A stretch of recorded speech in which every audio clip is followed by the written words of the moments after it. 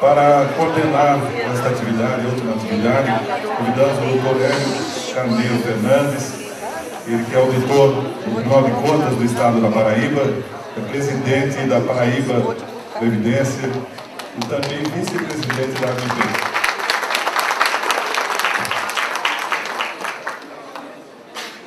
Com muita satisfação e honra, convidamos a nossa palestrante, a doutora Magadá Andrier, assessora jurídica da ABP, irá falar sobre a atuação dos conselhos na concessão dos benefícios previdenciários.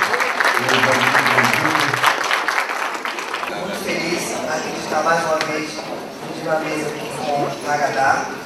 Magadá que para mim, desde o meu início no Tribunal de Contas do Estado, há 18 anos, é minha professora. O livro dela está do meu lado, desde que eu entrei no Tribunal de Contas. E esse livro me acompanha agora como gestor do Instituto lá da Paraíba Previdência, né, a PBPrev. E está sendo muito oportuno para mim ter a visão agora do gestor. Eu, como auditor do tribunal, agora estou tendo a visão do gestor e vejo como é difícil a gente ser gestor. É muito mais fácil a gente auditar, é muito mais fácil a gente cobrar, mas como é difícil a gente gerir. Está sendo uma experiência muito boa e muito positiva para mim. Quando eu retornar ao quadro do Tribunal de Contas, voltarei com uma outra visão, uma visão muito mais abrangente e verificar as dificuldades que uma administração tem hoje, principalmente com a RPPS. Também fico muito feliz de participar dessa atual diretoria da ABP. Estou tendo também essa experiência de vivenciar uma associação, verificar quão importante a associação para os RPPS, quão importante nessa área de divulgação de ideias, divulgação da educação previdenciária. É bastante importante e fico muito feliz de estar junto com o Walter nessa missão. Nós podemos dialogar muito e aproveitar a Magadá ao máximo, por favor, aproveitem. Quem não conhece Magadá ainda vai ter o prazer de conhecê-la, mas eu acho que é difícil alguém não ter conhecido ainda a Magadá. Ela realmente é uma mestra no assunto. E Magadá, a palavra é sua.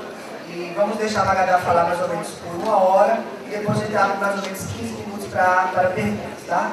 Estou muito feliz novamente em encontrar muitas pessoas novas, né?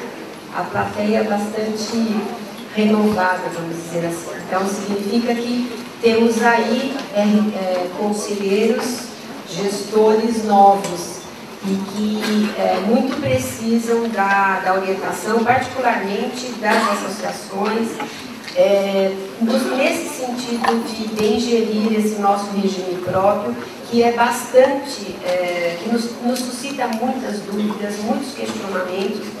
No nosso dia a dia, sabemos nós que é muito difícil, né?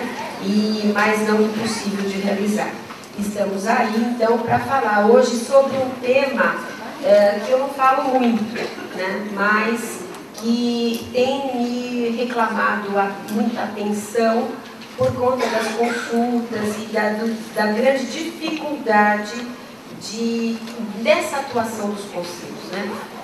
Por vezes a gente nota que os conselhos têm autonomia e independência que não devem ter. Eu sempre digo que conselho não é órgão executivo, né? A gente tem se deparado aí com alguma legislação, a legislação de alguns entes, em que colocam os conselhos neste patamar de execução, órgão executivo, não é. O conselho é um órgão de acompanhamento e fiscalização. E nós não podemos ter um órgão que ao mesmo tempo seja executivo e fiscalizador, né? E por outras vezes temos também conselhos absolutamente inoperantes, que não têm função nenhuma. Às vezes vão lá mais por conta de uma eleição que foi feita e coloca-se lá qualquer pessoa para cumprir aquela determinada função. E eu acho que os conselhos têm uma função preponderante nos regimes, muito importante, né? Então nós vamos ver um pouquinho sobre isso, falar um pouquinho sobre essa legislação, né? Sobre a atuação dos conselhos, particularmente centrado, né? O conselho centrado na concessão dos benefícios previdenciários. O senhor pode passar, por favor? Hoje, vocês me desculpem, eu esqueci de trazer. Bem, primeiro, para falar no conselho, a gente tem que falar sobre a gestão, né? Quem é o órgão gestor do regime próprio, né? A Constituição assegura, né, que os regimes próprios devem ter uma unidade gestora única. E o que é essa unidade gestora única, né? É aquela que pode ser um órgão, ou um órgão público, ou uma autarquia, enfim, uma pessoa jurídica de direito público, ou simplesmente um órgão da administração, né, que gerencia direto ou indiretamente a concessão, o pagamento e a manutenção, no mínimo, dos dois benefícios mais importantes, digamos assim, né, previdenciários, que são a aposentadoria e a pensão, de todos os poderes, órgãos e entidades daquele determinado ente, muito obrigada, daquele determinado ente federativo. Bom, ele faz outra função super importante, é o recenseamento previdenciário, com periodicidade não superior a 5 anos, abrangendo todos os aposentados pensionistas do respectivo regime. E aqui, esta tarefa aqui é extremamente importante, porque sem um cadastro, sem uma informação dos nossos aposentados e pensionistas, nós não temos cálculos atuariais fidedignos. Eu tenho que saber exatamente quem é essa população, o que ela tem de tempo de serviço, de tempo de contribuição, para fazer um cálculo atuarial correto, né? Esse cálculo atuarial anual. E nós temos aí o CIPREV, né, que está em vias de ser implantado, e isso vocês vão ter que batalhar para fazer esse cadastramento real dos seus beneficiários, né? Disponibilizar ao público, inclusive por meio da rede pública, transmissão de dados e informações atualizadas sobre, ou seja, transparência, né? O regime próprio é transparente, é o princípio da transparência, da publicidade de todas as suas ações, e inclusive também do Conselho, né? O Conselho deve atuar de uma forma pública. Pública no sentido dos seus atos devem ser sim publicados, pelo menos no seu resumo, né? Devem ser publicados. Contar com um órgão colegiado que irá acompanhar e fiscalizar a sua atuação. Então, aqui nós temos situados os conselhos, né, dos regimes próprios. Onde está tudo isso que eu falei, está no artigo 1º da Lei 9.707 e na orientação normativa 2 de 2009, artigos 15 e 16. Esse aqui também, não. Então, por favor. Bem, qual que é a situação jurídica dos conselhos? Em primeiro lugar, eles são órgãos colegiados, né?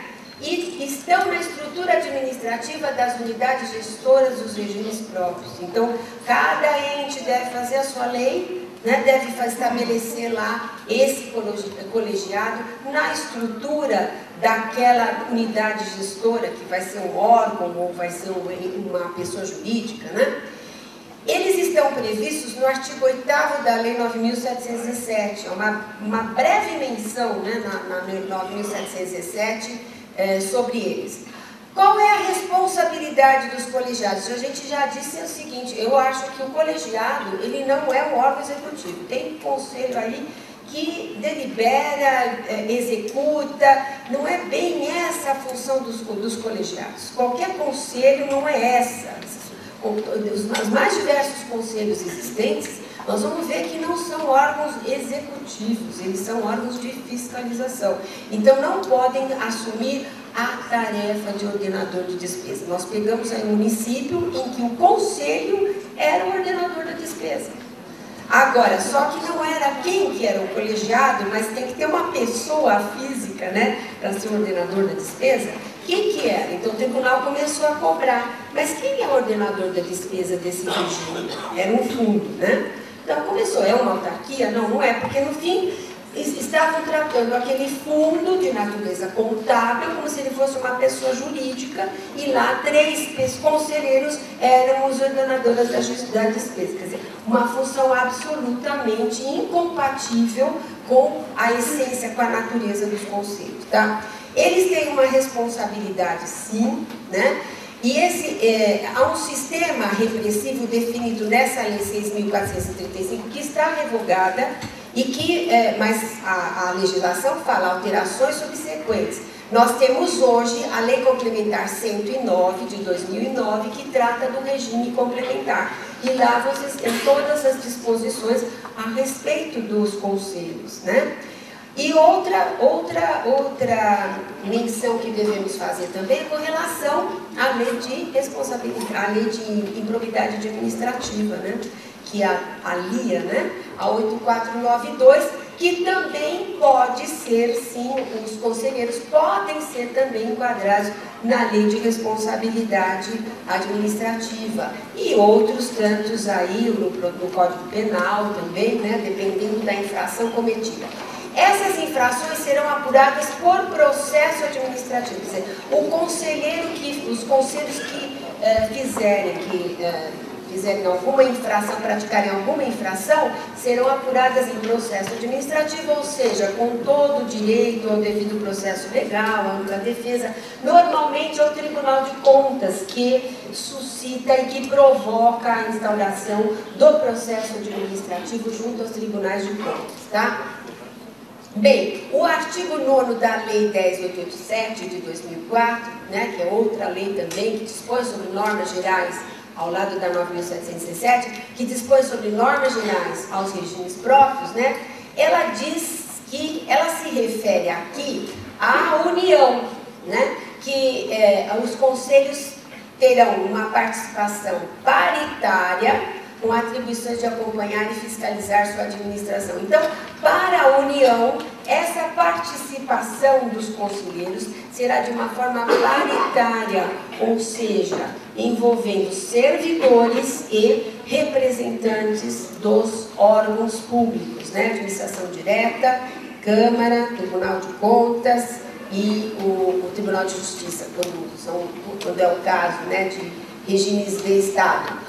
Quais são os benefícios? Nós estamos falando do Conselho e a atuação do Conselho na concessão. Quais são os benefícios previdenciários, em primeiro lugar, né? Quais são eles? Eles estão dispostos no artigo 201 da Constituição Federal. Aposentadoria, salário maternidade, família, auxílio reclusão, doença, auxílio acidente, pensão por morte. A primeira coisa, os regimes próprios não podem conceder outros benefícios com recursos previdenciários que não estes, que estão aí de forma exaustiva, discriminados na Constituição Federal. Então, por exemplo, quero estabelecer no meu município, no meu estado, vale creche, pode, com recurso previdenciário? Não. Cestas básicas, etc. Pois aí, algum benefício só, né? Bem, pode mudar, por favor. Bem, o fundamento da representação dos servidores nos conselhos, né? A gente tem que ser um fundamento legal. Qual é o fundamento legal dos conselhos? Está num artigo que a gente esquece de ler, que é o artigo 10 da Constituição Federal. O artigo 10 diz: é assegurada a participação dos trabalhadores e empregadores nos colegiados de órgãos públicos em que seus interesses profissionais ou previdenciários sejam objeto de discussão e deliberação.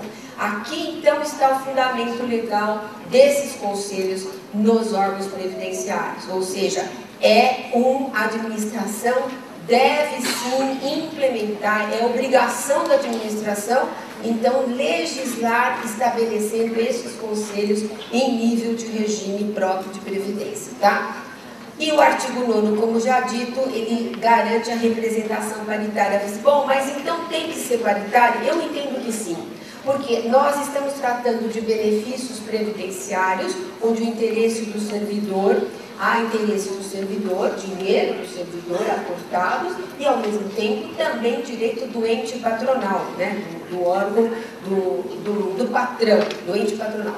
De sorte que deve ser paritário. Eu tenho visto aí, ou é uma representação majoritariamente da administração, ou é majoritariamente do servidor. O que o fiel da balança aí fica, né, desregulado. Quer dizer, não é possível. Nós temos aí interesses, às vezes até um conflito de interesses, né? Então precisamos aí ter esse balizamento da representação paritária. Pode fazer. Bom, quais são as atribuições e a composição do conselho? Muito bem. Olha aqui eu coloquei, lei de cada ente dispõe sobre a matéria. Bom, aqui nós temos uma autonomia, os entes da federação têm autonomia para dispor sobre essa matéria. Né? Essa matéria é uma matéria de regime de direito administrativo, de servidor. Ela é uma matéria onde todos os estados, municípios e federal União têm autonomia para dispor. Mas essa autonomia ela tem que ser balizada desta forma. O conselho é um órgão o quê? De acompanhamento e fiscalização. Eu não posso. Então, primeira coisa, dá para ele, para esse conselho, atribuições de execução. Né? Não é ele que vai executar a política de investimento, não é ele que vai conceder o benefício previdenciário, não é ele que vai julgar o recurso quando se tem uma questão polêmica, né? Ele vai fiscalizar a concessão, ele vai decidir, vai opinar, falar sobre recursos, sobre matéria controvertida, né? Matéria controvertida, eu recebo às vezes o conselho, tem lá suas dificuldades, não conseguem entrar no consenso, procuram sim uma autoridade externa para saber qual é o posicionamento. Às vezes a administração também não tem conciliação entre administração e conselheiros, então buscam orientação externa para saber qual que será o caminho melhor nessa questão polêmica. E questões polêmicas nós temos inúmeras, temos ou não temos, né? Uma casuística, nós sabemos, concessão de benefício previdenciário é casuística, caso a caso. Eu não posso traçar um parâmetro, de repente surge uma outra situação que eu tenho que... E outra coisa, gente, eu tenho visto muita gente conceder benefício baseado em critério de casuística. Esse caso eu resolvo assim, depois eu resolvo assado, e aí o que acontece? Você cria um conflito. A gente tem que ter critério legal inicialmente e de razoabilidade, né? Eu não posso usar uma hora um critério, outra hora um conselho, para situações que são semelhantes. Eu tenho que ter um parâmetro, né? E o conselho é fundamental nessa tarefa, tá? Então, a lei de cada ente dispõe sobre a matéria, o regulamento deste conselho vai fazer o detalhamento. É preciso, não é necessário colocar tudo na lei, como será feita eleição, se vai ser eleição. Quer dizer, isso é matéria de detalhamento, de regulamento. A lei vai dispor sobre as atribuições básicas, competências, e depois o regulamento vai dispor sobre a matéria mais específica, os pormenores, né? Exigências para preenchimento do cargo de conselheiro. Esta lei também tem que dispor sobre quem tem a capacitação, como é que essa pessoa, qual que será a habilitação dessa pessoa para ser conselheiro? Ah, precisa ser de nível universitário? Nem sempre, precisa ter um município pequeno em que o número de servidores com habilitação em nível superior é muito pequena, então eu não posso dispor dessa matéria. No estado de São Paulo, por exemplo, o conselho, a lei exige que todos os conselheiros tenham um nível universitário. Não é o caso, isso não é uma exigência, uma imposição constitucional, isso é uma imposição à lei que vai dispor sobre isso, né? Mas tem que ter uma habilitação profissional básica, uma experiência, não responder a processo administrativo ou judicial em razão de infração grave, quer dizer, isso tem que ser colocado na lei, os impedimentos para ser conselheiro, né? Agora, basicamente, isto tudo aqui, experiência, ela é conseguida, alcançada com a capacitação desses conselheiros. Então, esses regimes próprios têm sim que investir a cada mandato de conselheiros, se são conselheiros novos, têm que ser capacitados. E outra coisa, eu tenho visto o conselheiro que vai aos congressos, não estou falando que são todos, mas às vezes eles fogem, vão passear, né? Então, assim, tem que obrigar, sim, fazer relatório, o conselheiro tem a obrigação de saber a legislação. Então, tem que participar dos eventos, dos cursos, tem que capacitar essas pessoas para que elas atuem de uma forma correta, certo? Pode passar, por favor. Bem, aqui a gente fez peguei assim um básico, né? Eu fiz um apanhado básico de quais seriam as competências, as atribuições básicas dos conselheiros. No tocante a benefícios previdenciários, aprovar normas procedimentais para a concessão ou aprovar a concessão do benefício, aqui eu não sei, quer dizer, depende se esse benefício, essa concessão, ela pode passar pelo conselho ou depois, passa depois o conselho, ou é a de referendo do conselho, aí a lei que vai dispor. Mas é preciso sim passar a concessão do benefício, pelo menos por uma homologação do conselho, porque temos visto gestores concedendo aposentadorias sem respaldo legal. E aí não passa pelo conselho, que diz que não é tarefa do conselho, tá? Manifestar-se sobre questões polêmicas. Existem inúmeras situações polêmicas na concessão de aposentadoria. O que fazer? O conselho tem que se manifestar sobre o seu direito. E daí, veja bem, como é que eu passo para um conselho que não está capacitado para avaliar, né? Então, esse conselho tem que ter, sim, essa capacitação, ou então buscar externamente as soluções. Zelar pela verificação e acompanhamento dos casos de invalidez. Eu estava, há pouco, antes daqui da palestra, eu estava conversando com o servidor, o nosso colega, e que disse exatamente isso. Lá onde nesse estado, no regime próprio onde ele se situa, os casos não há readaptação. Então, há casos de concessão de invalidez sem a pessoa estar inapta totalmente, definitivamente para o serviço público. Então, as pessoas com algum problema de saúde são afastadas, a elas são concedidas as aposentadorias por invalidez. Aposentadoria por invalidez no serviço público é incapacidade total e permanente para o serviço público. Porque o que acontece? Essas pessoas, por exemplo, um professor que tem calo nas cordas vocais e que é aposentado por invalidez. O que vai acontecer com esse professor? Ele vai trabalhar. Ele sai dali e vai trabalhar. Quer dizer, não é possível você conceder uma aposentadoria por invalidez nessas situações. Não é um problema só médico. A concessão de aposentadoria por invalidez, ela é técnico-legal. Ela é técnico, mas ela tem um aspecto legal. Outra coisa, readaptação é poder-dever da administração. Eu, há pouco tempo, recentíssimo caso, peguei, Tribunal Regional Federal, se me falha a memória, TRF1, um caso de um servidor do Banco Central que tinha hérnia de disco e foi aposentado por invalidez. Ele entrou com uma ação contra a União, alegando que não foi readaptado e que por isso ele foi prejudicado. Estão vendo? E sabe o que dizia a decisão judicial? O que a gente vem falando, que a readaptação é dever da administração. A administração não pode colocar uma pessoa para aposentadoria se ela ainda tem capacidade laborativa. Então não adianta, gente, é investir nisso aqui, e os conselhos têm uma tarefa muito grande aqui de exigir que a administração faça sim os programas. Se não tem capacidade, se não tem ainda pessoas capacitadas, vamos buscar as autoridades externas, que existem aí muitas empresas e organismos, SESI, SENAI, que fazem a reabilitação dos empregados, né?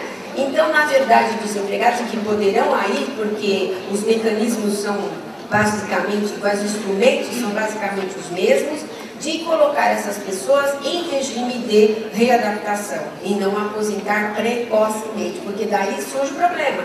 Vocês vão saber que aquele aposentado está trabalhando. E aí, o que vocês fazem? Isso é crime, vocês sabiam, né? É Código Penal, estelionato. Quer dizer, você trabalhar estando aposentado. Então, é preciso criar um problema.